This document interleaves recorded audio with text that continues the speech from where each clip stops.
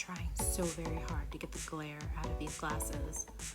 But I'm like, sideways? Do you want to talk to me sideways? That is so bad for my dizziness. Yeah, so bad actually. Hi, I'm Alana Phelan. I talk about books sometimes, most of the time. I have some books that I want to talk about where one of them is coming out Tuesday, I'm doing great. May the 17th. One book coming out the 17th. One book that I screwed up because I got an email for it. And so for some reason, I don't know, I guess I thought I had clicked on the link and I didn't. Or maybe I clicked on the link but didn't click on the button to put it into my NetGalley. Because I'm not used to getting books like, you, in particular you, read this book. And so it actually came out last month. I'm going to talk about that. And I'm also going to talk about Free Comic Book Day and a preview of a book I'm getting, next week. So the one that's coming up is called See You Yesterday. It is a time loop romance. Now, usually this is my all-time favorite thing. I was really looking forward to reading this book. And once again, I'm going to sound like I don't like it, but that is not true. I actually really enjoyed the book. I read it in one sitting. Also, I'm not going to spoil it for you. I got the ARC, so just know that I am working off of a copy that may have been, pre-publication, way old, or it might be the final copy, and that's what they put into NetGalley. I don't know. There was one line towards the ending where I understood what the author was trying to say, but it was worded really poorly, and really undercut, maybe not her message, but it really undercut the entire book's worth of growth. That was really upsetting to me. And it was just a sentence of, it wasn't even bad wording. It was just the structure of the paragraph. The sentence was just in absolutely the wrong place. And I was like, oh, I hope somebody caught that. And notice that if you read that aloud in that place, it sounds like you're screwing up all the things that came before it, and you're just saying but most importantly this thing, because if that thing most importantly, then oh my gosh, that's the worst moral I've ever read in a book about a college student in my entire life, and it would retroactively make me hate the book. But I don't think that's what the author was trying to say at all. It really got to me. Also, my only other gripe with this book, and again, it makes it sound like I didn't enjoy it. I enjoyed the heck out of it. Again, I read it in one sitting. There is a certain movie, a time loop romance movie, that has a lot in common with it. And to the point where at the end of it, again, we're at the end, I was like, oh, that's very similar to that one thing at the end of that movie. They don't take exactly the same paths or anything like that. There are just some strong similarities.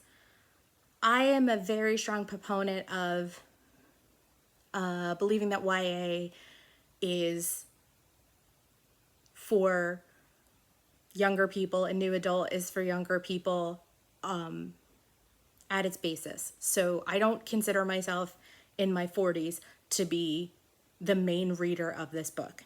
If I enjoy it, awesome. If I don't enjoy it, I am never going to rag on people who do.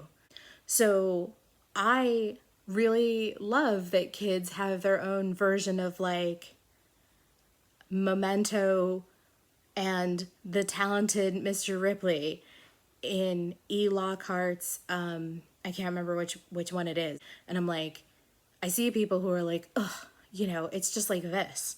And I'm are you a teenager? Because if you are, that's your first exposure to that type of story. It doesn't feel like a retread to you. It is brand new.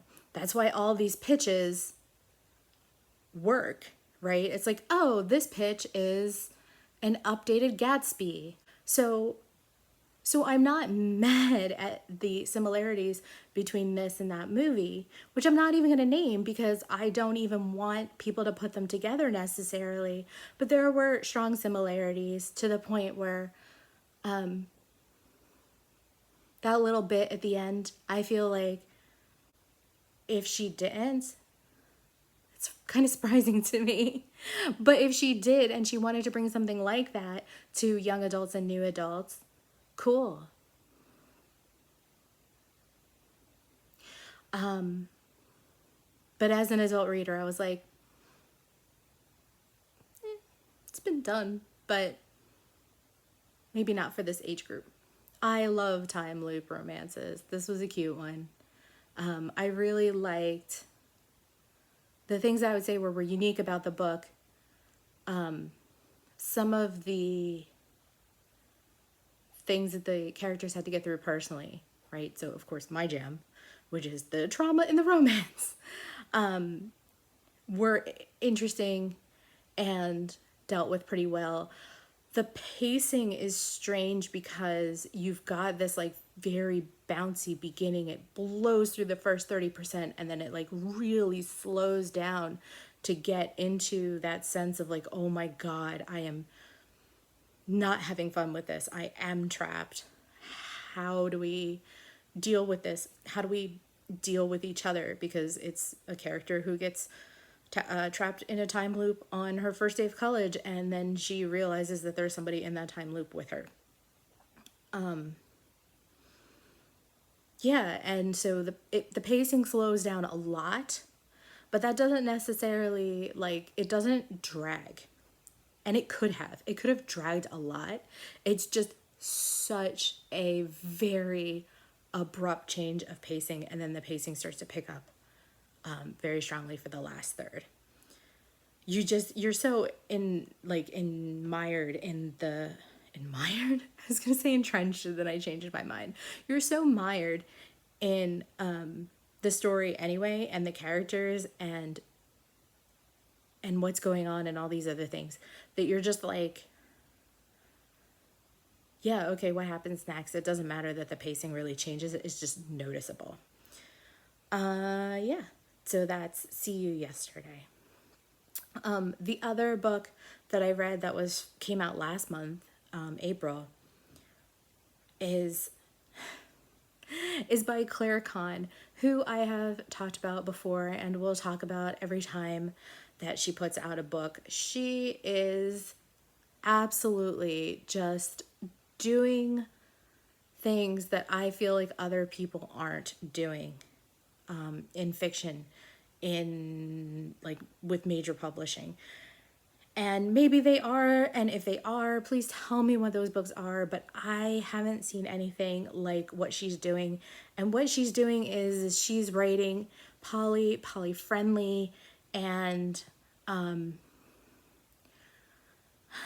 like, I don't want to say like poly adjacent, but she's writing books that have the kind of conversations and breaking down of not just monogamy, but like sort of the toxic culture around monogamy, and like what it does to people and gender and stuff like that. Like, that is, I love what she does. This book is called The Romantic Agenda, and in this particular one, it is about two asexual characters, adults. This is an adult work. She's mostly done new adult before, but this one's adult. And they are in their late 20s. They are best friends and have been since college. One is madly in love with the other. But he is getting over a really bad relationship. And she is wondering when is the right time to tell him, if at all. She's afraid to change their relationship, and she's afraid because they also work together. Like, it's just, it's one of those situations where it's a pile of change can really screw things up, and she's terrified. And, you know, rightly so. When you have people in your life that you care about, you don't want to screw up the status quo. And even if it means there might be a bit of a reward, what's the point of the risk if what you have is so great? The thing that I really, really enjoy about her books are not just that she has asexual characters, but I love that she has asexual characters.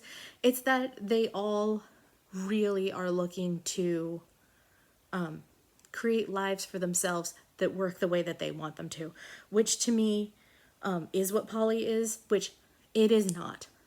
Right? Let me be very clear. Polyamory is a lot of things to a lot of different people, and for some people that is what poly is. It is for me. Polyamory is breaking down these norms and then sort of creating your own, and that's not what it is by definition. It's just that where I fall once I've broken down those things tends to be closer to polyamorous than monogamous.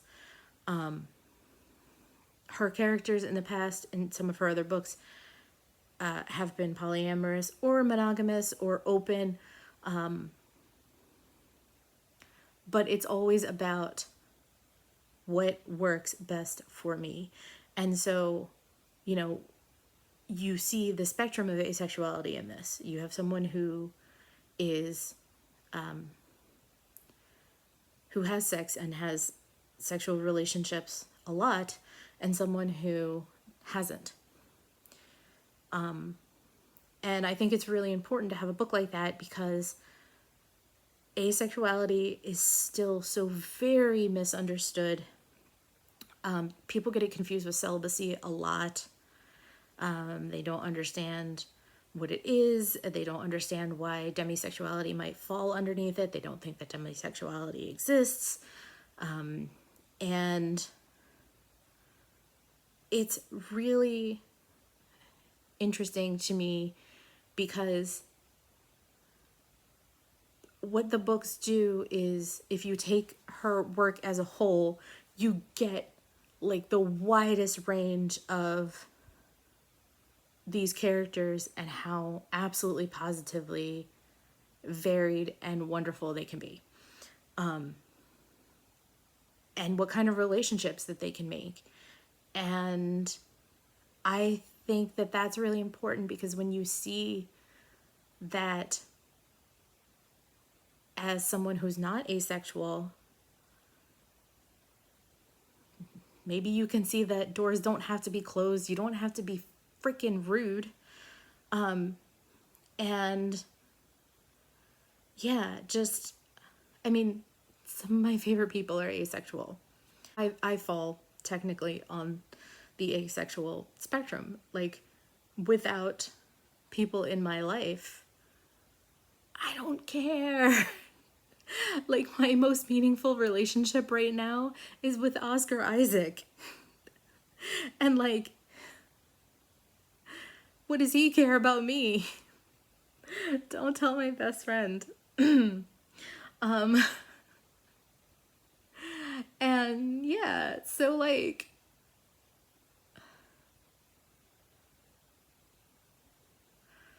and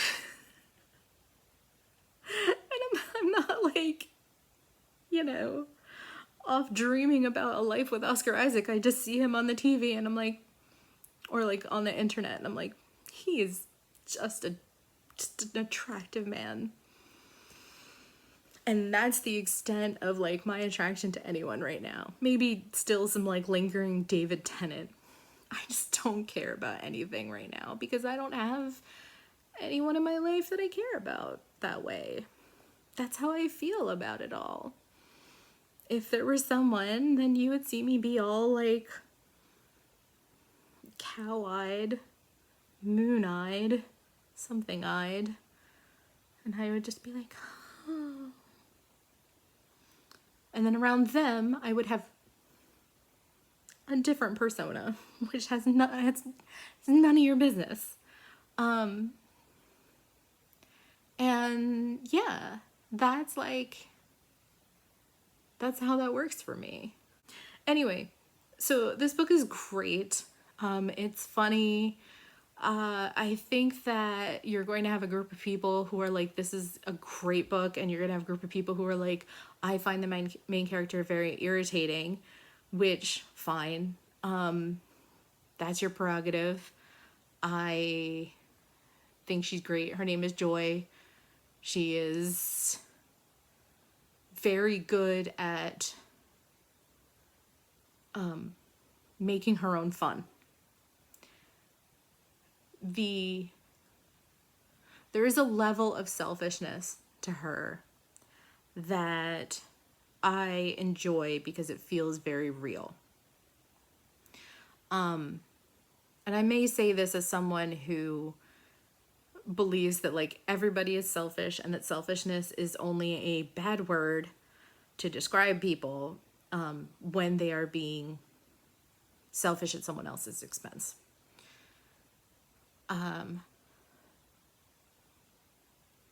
She does act out a little bit, but you know, it would not be a book without some sort of conflict. And because there is not cringe, my other favorite kind of romance, low cringe, yeah. And I really love the what is it, like the actual love interest in the book. I think he's great. I think he also feels very real. I think having someone who talks and overshares right there along with someone who is afraid to share is one of my favorite combinations. Gosh, I feel like I'm telling on myself here. So yeah, I mean, this book was like basically made for not exactly me, but like all of her books, they are very dear to my heart. They hit a lot of things that are important to me, and they remind me of a lot of people who are important to me. So, perfect. Wonderful. The romantic agenda. I would love for people who are like Claire Kahn to pop up on my Twitter and be like, I write books like that. I would read things like that all the time. Galaxy. The Prettiest Star. So this was the Free Comic Book Day preview. This is a very important book to me. This is a local author out of Philadelphia. Has been writing and promoting and talking about this book for ages, like years at this point. And finally, it's coming out next week. And I've had it on pre-order for months. All paid up, just waiting to go get it. And then I found out there was a preview for Free Comic Book Day. Super excited. It's gorgeous. It's absolutely stunning. It is so colorful. The way that the artist uses color is, it's almost overwhelming. Like it's visually like it's so much. And yet the way that it is lettered, that's not a problem. Like I was like, oh, because all the preview art I've seen didn't have words in it for a really long time. And I was like, oh, there's so much here. I was like, I really hope that it doesn't like overtake the story, because I gotta show you this, seriously. Try and get like a good. So this is one of the pictures that's been shown a lot. And Usually you get like about this much of it. And I think it was being shown without the words for a really long time. So I hope I'm allowed to show that. Well, I guess I can show it because the free comic book day came out. You know, what was it going to look like? And the answer is clear as a bell. Clear as a bell.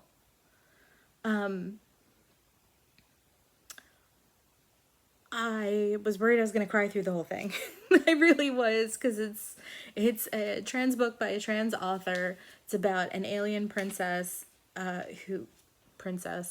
like, she is something like a princess. It's like the closest word we have. And she is in hiding, and she is in hiding as a boy, an earthling boy. And it is really getting to her. It's been years and it's really getting to her. And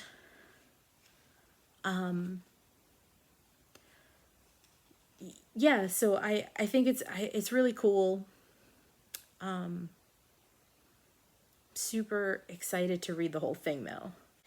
I have to read it again. I kind of blew through it because I wanted to talk about it here the week before it came out, in case anybody was interested in pre-ordering it, which you totally should.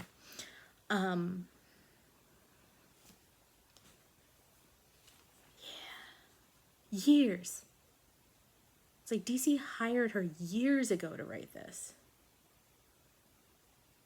Why is it coming out now? I mean, does it really just take that long?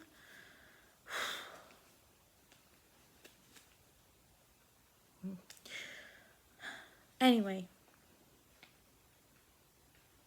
Very excited.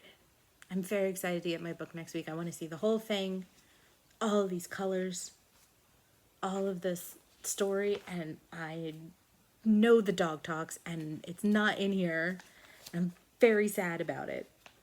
And I'm realizing now that all of the preview pictures I've seen have been just from this. So if this is just the first couple of pages,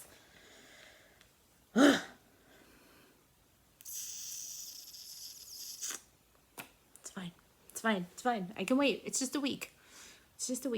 I'll be okay. A week plus however long it takes me to get someone to go pick it up for me. Oh my God. So I read The Maze Runner, except I didn't finish it because, oh my goodness. So I gotta pick, a book club book for the month. And I'm like, okay, I'll just pick something. The shortest one is The Maze Runner, or at least it looks short. Realized the theme was, before you watch it, read it. So I pulled everything that had a TV show or a movie. I read half the book, watched the trailer, realized I can't watch the movie, there's too much motion. Was hoping the movie would tell me what happened in the rest of the book so I didn't have to read it. Couldn't do that at all. So I went to some sort of website that had the summary, read the summary, put the book in the box for the little free library that my roommate got me for Christmas and is finishing painting. And yeah, it reminded me of, that TikTok that's like, I always want to say the person's name is like Honey Lemon, and then I'm like, no, it's Lemon Demon, and then I'm like, no, Lemon Demon is the band that my kid listens to. I can't remember who it is, but it's like this person going, Sparrow? And like the pomegranates are a metaphor.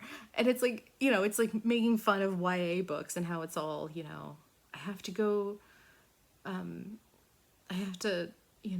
just want to till the fields and procreate and raise my children and hope they don't end up in the annual death whatever conference or something. That's what it reminded me of, because it just felt like a pile of like tropes shaken up and thrown across the room, and then whichever ones were like closest to a line got put in.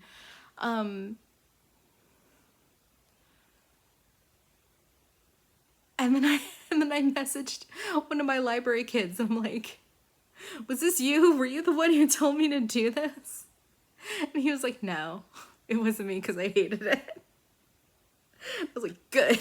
Because I'd be mad at you for a book recommendation from like 4 years ago if it was. Yeah, no. Yeah, no. No. It's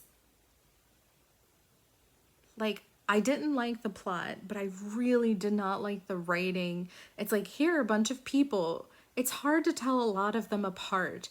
The only thing that I could remember is that the kid, like, didn't like certain people, but he did like other people. But like the one kid that he really didn't like, the only thing that it really told us was that he was black at first. And then later it was like, well, he's grouchy.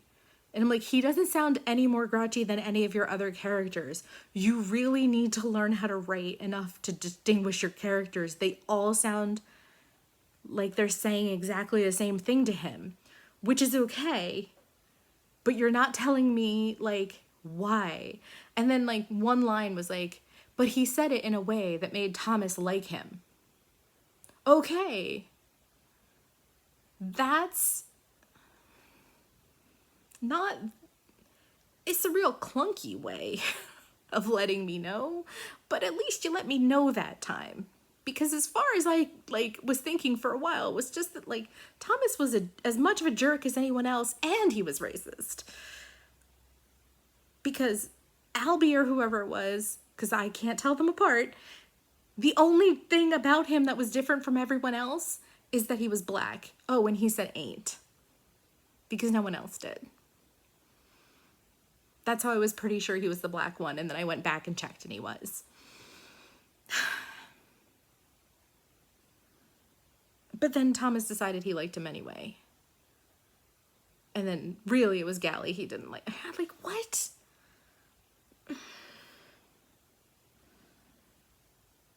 Just, like, I understand that they don't have memories. So maybe they don't really have personalities, but they don't really have memories or personalities. Why do you have feelings with some of them and not others? And just tell me what it is about each person that makes you like or dislike them. Because as far as I can tell, you hate them all until you like them. And I'm supposed to figure out which are which, even though you're barely describing them and barely telling me why.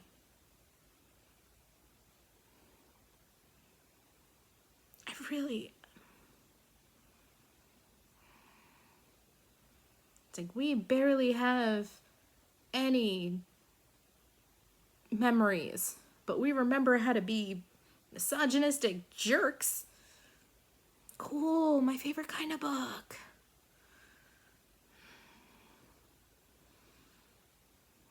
Anything that says, it's like Lord of the Flies, I shouldn't even pick it up. I shouldn't. I know lots of tween and teenage boys who don't act anything like that.